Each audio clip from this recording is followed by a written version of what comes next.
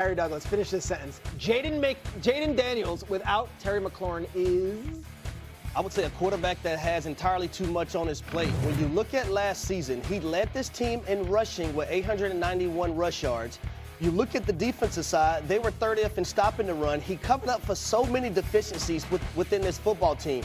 To ask him to now cover up for not having a number one wide receiver, that's doing too much. That's entirely too much, in my opinion, for Jaden Daniels. Okay. Josh Allen without James Cook is? Flirting with the old ways of Josh Allen. And the old ways is him trying to be Superman every time he touches the football.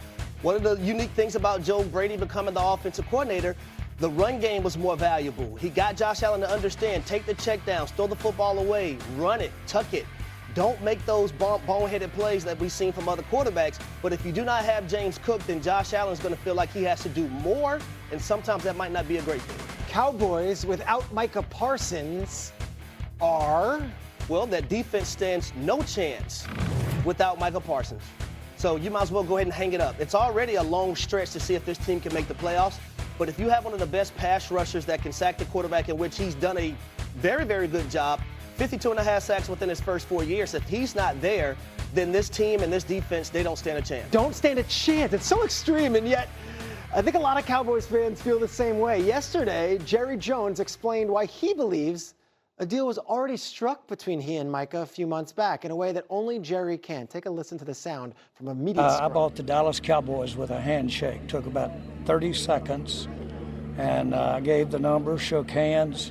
The details we worked out later. That's done, and those are done with eye contact and handshake. But just so you understand why the way that I communicate with people that I negotiate with, there is no question that in the case of a player contract, you have to have it in writing. All parties do. We have a contract in writing, yet we're still talking about renegotiating it. So much for that. All right, so the context, Harry Douglas, Jerry thinks he had a deal. They put the words together, and then Micah said, no, let me get my agent involved, and those terms of the deal obviously changed. What's your reaction to all of that sound and the fact that Jerry is standing his ground? Well, it's just, number one, I would say this. It was last year, right, when Jerry Jones had a microphone in his face, and he ended one of these post pressers with this, and we got to pay Micah. Well, a year later, you still haven't paid Micah.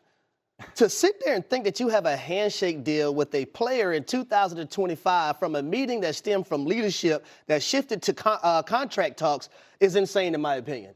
Jerry is still living in the 1980s, but guess what, Jerry? It's 2025. But I get it. Jerry's in his 80s. See, my grandmother lives with me, right? She's in her 80s. Go on. And once they turn that age, once they hit them 80s, there's nothing that you're going to be able to tell them to get them to turn their mind off and turn that switch to the left.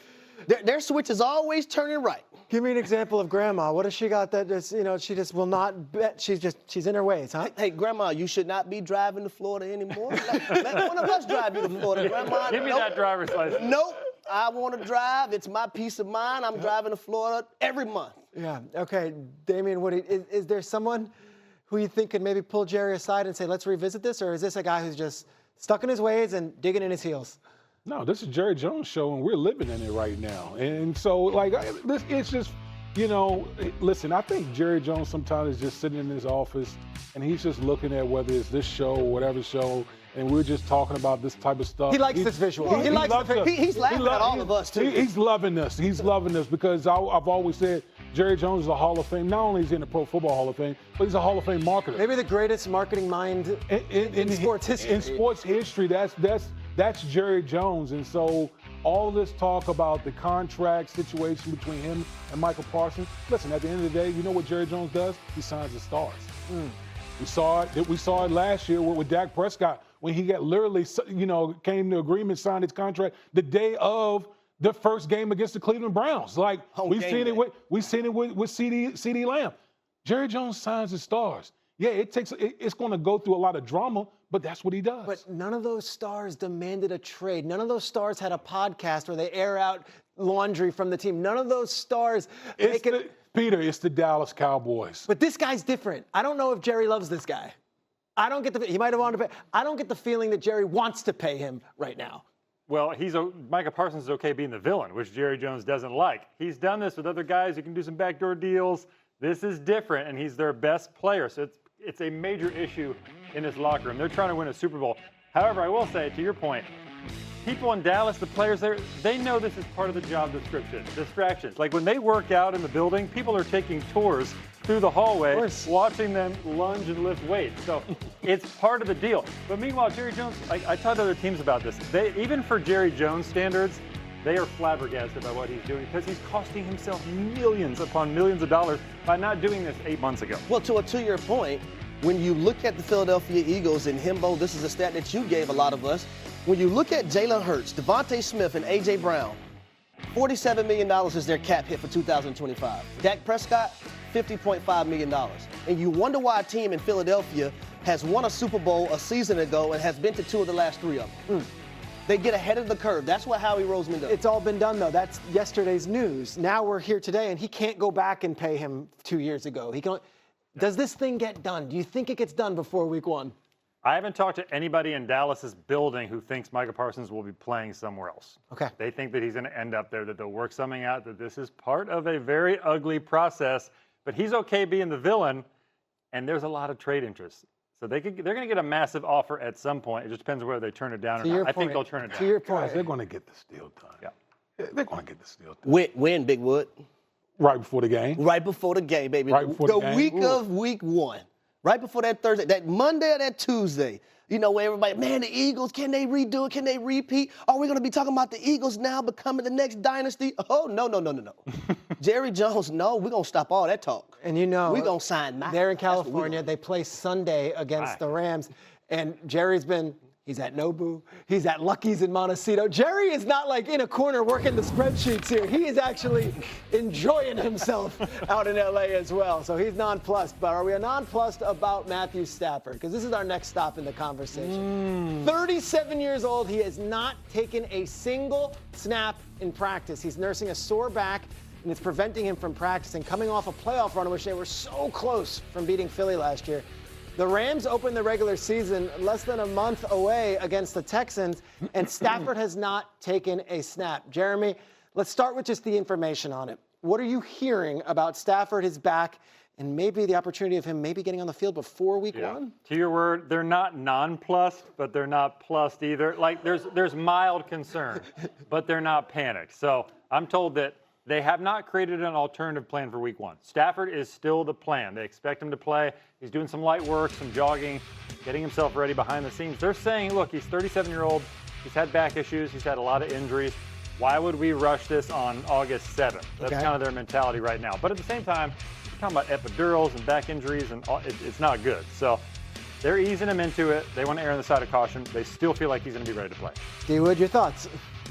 Guys, this is the story of the preseason. Go on, really? It literally, it's the story of the preseason. He hasn't taken one snap in practice all preseason. Don't give me this nonsense. That's just propaganda from the Rams, the Rams organization. It's all we're not. Oh, it's fine and all that. Bro, you haven't taken one snap in practice, and you're dealing with a back. Like any athlete would tell you, if your back is jacked up, that is a major, major thing. And Stafford has an injury history. The Rams are like, for me, like when we talk about teams, contending teams. There's like 5 or 6 teams. They're one of them. The Rams are one of them. And your quarterback isn't practicing at all. So one of the best quarterbacks in the league, who's been in the league 15 years, does he need to practice August 7th? Like, that's what the Rams are saying. No, but I would say this, by August 15th next week, if Matthew Stafford still hasn't done anything within a practice structure, that's concerning to me. Like, This is a team. I sat up here on this show, and I said that the Los Angeles Rams will have the #1 seed in the NFC as a whole. That's not going to happen if Matthew Stafford isn't healthy and he's dealing with back injuries. Now, I'm not concerned right now here on August 7th, but if he hasn't practiced up until like by August 15th, that's alarming to me. Yeah, but See, I differ. I think it's to me This like is the biggest story in August, you think? this right? is the biggest story in August. Bigger than Micah, bigger than Trey Hendrickson, all of that. This is to me, this is the story. Your quarterback hasn't literally taken one snap in practice. All right, so we're saying August 15th. To me, it's 3 weeks out. I hit the panic button 3 weeks out from week one because I think that's when you start to actually get in the rhythm. Do you think there's an issue with the fact that though he's a veteran, he has not thrown a single pass to Davante Adams yet? Yes. Yes, now I get it. Matthew Stafford has an elite arm talent, but at the same time, you want to build that rapport with Davante Adams. But both of those guys are extreme pros. They're going to make it work. But you still do have Puka Nacua as well, who he has a million of reps with. Yeah. Okay. Matthew Stafford has been hurt since the Obama administration. Let's see. Like, he's always Let's hurt. see it. But he always plays. He'll see. play. This is it. Look at this. 09 with the Lions, right knee.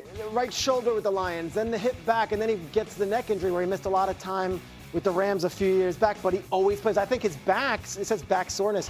I think he's had back injuries going back 8 years from what I gather. So I don't know when this back injury flared up. I don't know when this, it's obviously more than nothing though. Right? Like, yes. It's got to be something because he's played in August years prior. We didn't do, well, he's 36, he doesn't have to play. No, he played last summer. Yeah. I'm not buying into the propaganda. I am not buying it. Him not taking one snap in practice, to me, like, red flag. It's a red flag for me. When